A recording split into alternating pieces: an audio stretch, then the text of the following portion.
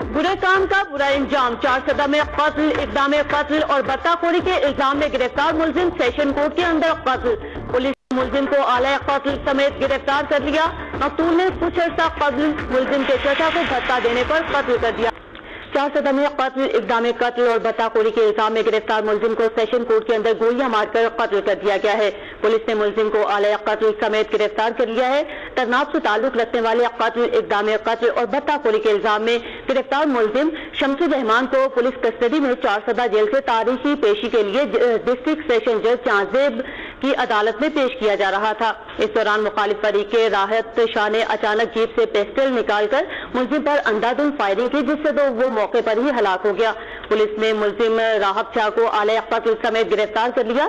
گرفتار ملزم کے مطابق مقتول نے کچھ عرصہ قبل ان کے چچا اسلام الدین سے بھتہ مانگا اور بعد میں اسے بے دردی سے قتل کر دیا تھا۔